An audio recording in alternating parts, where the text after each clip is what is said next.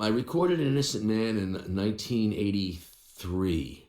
I wanted to have fun. The recording the Nylon Curtain album wasn't fun. It was a lot of concentrated effort, a lot of exhaustive work, and I wanted to have a good time on the next recording. As it turns out, I was newly divorced. I was dating Christy Brinkley and Elle McPherson. I was having a fun time. I felt like a teenager again. I wanted to recapture that feeling by writing songs that were stylistically from that era, from the early 60s, the late 50s, when rock and roll was a lot more lighthearted. It was a little harmonies, doo-wop, a cappella, like the Four Seasons, James Brown, Wilson Pickett. And it was a big departure from my earlier style to a lot of people, but I had a lot of fun. And you know what? When you're a songwriter and the songs start coming really fast and easy and enjoyably, you don't fight that. You don't reject that. You go with it. That's where that album came from. Innocent Man is done in the style of the Drifters. You know, when the sun beats down, burns the tar up on the roof, and your shoe gets so hot, you wish your tired feet were fireproof. Under the boardwalk. So the rhythm to Innocent Man goes, some people stay far away from the door if there's a chance of it opening up. They hear a voice in the hall outside and hope that it just passes by. It's like the Drifters, but it's my melody. Longest Time was done as an a cappella song, and I did all the harmony on that recording, by the way. That's all my voice. We brought in a group, I think it was the Persuasions, a vocal group, and it just wasn't happening. And Phil Ramone turned to me and he said, "You're going to have to do the harmonies." I was like, really? Because I don't want it all to sound like me. I wanted it to sound like a group, like different people. So I did what I call method singing. When I sang one part, I imagined myself as the skinny Italian kid from Newark.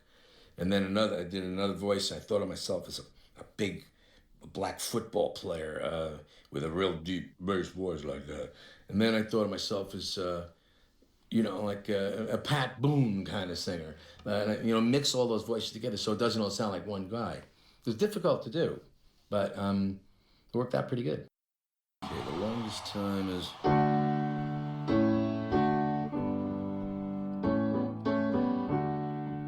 I liked a lot of a cappella bands when I was younger. One of them was The Times. I think it was called The Times. As we stroll along together under stars twinkling high above, so in love are we two that we don't know what to do. So in love, so much in love, so in love. And I wanted to write a song like that. I had a melody that went almost like a classical piece.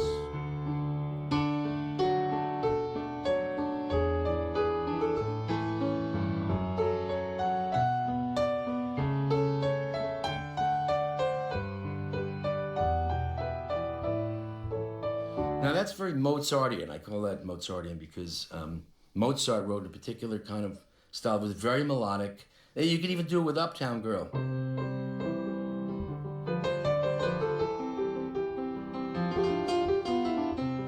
Sounds like a classical piece. And this one was the same thing.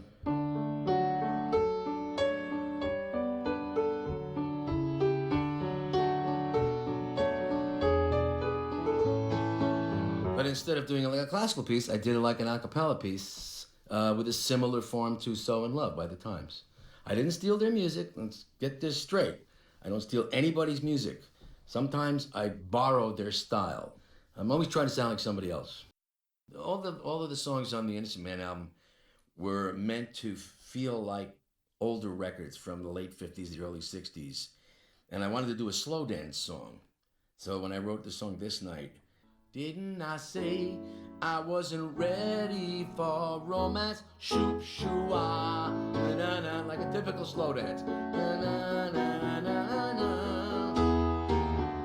Then so we danced, though it was only a slow dance. I started breaking my promises right there and then.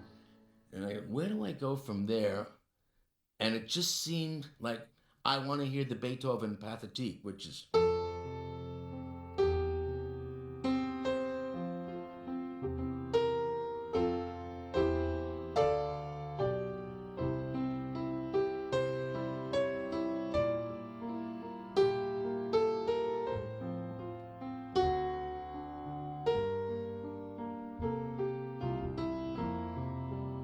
which didn't have any words, but I said, all right, I'm going to give it words. And I gave him credit. I put it on the back of the album, L.V. Beethoven. And for years afterwards, people go, who's this guy L.V. something with the T-H in it? It's Beethoven. It's the Pathetique. You stole the Pathetique? No, I didn't. I gave him credit. I didn't pay him anything, but I gave him credit. The Billy Joel Channel. Didn't I say I wasn't ready for romance? Slow dance song. And then we promised we would only be friends. I was dating Elle at the time.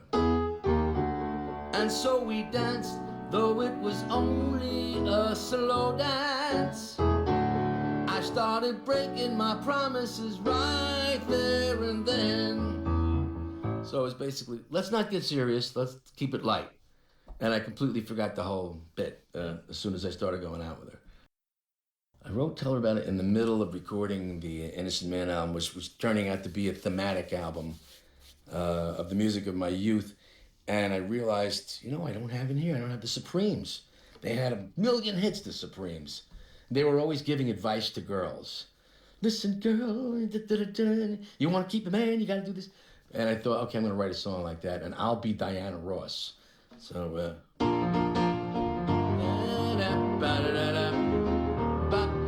listen, boy, I don't want to see you let a good thing slip away. Hey, I wanted to write a Supremes song. I love the Supremes records. They were great. Stop in the name of love. And that was my version. Uptown Girl was written right as I was getting divorced, and I suddenly found myself dating these women, these amazing women, actually wanted to go out with me, which it flabbergasted me. I said, I'm going out with this girl, I'm going out with that girl. And I was dating a couple of different women at the time. The song actually started out as Uptown Girls, because I was dating these models and these great-looking girls, and I was like being a teenager all over again.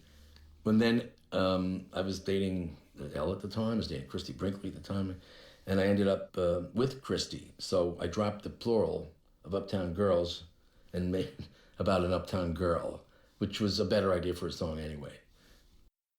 So it was about this poor girl and this rich guy. And I wanted to do the flip side. All right, how about a poor guy and a rich girl, which ended up being...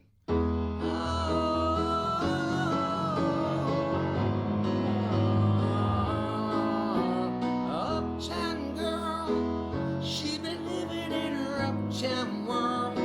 I bet she never had a backstreet guy trying to sing like Frankie. And her mama never told her, which is like somebody who's grabbing him by the, the short ones. Uptown, it's really, really hard to sing. And I didn't do that song for many years because I didn't think I'd be able to hit the notes. But at the time, which was 1983, 84, I was just about at the end of the high notes, and I thought I'd make a record with all those high notes in it.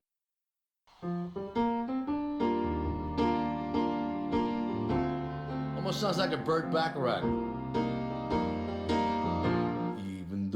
Even though I'm in love, oh, sometimes I get so afraid I see something so wrong, just to have something to say. Yeah, I'm trying to think what has a beat like that. What the world needs now is love, sweet love. That's that's the only thing. There's just too little love. I used to love Dionne Warwick records, and I start to cry each time we meet. Walk on by. Love that stuff. Keeping the Faith was kind of a summation to the whole Innocent Man album. I knew there would be people that didn't understand why did he make this incredible turn in his career to do these songs that sound like oldies. But that's where I came from. And Keeping the Faith was kind of my way of explaining, look, this is why I did the whole revival. Because I owe a great debt to that time in my life and to the wild guys I used to hang out with and the old rock and roll that really inspired me. And I really summed it up. I told you my reasons for the whole revival. I'm going outside, I have an ice cold beer in the shade. I'm going to listen to my 45s, and it's wonderful to be alive when the rock and roll plays and the memory stays, and I'm keeping the faith. So there.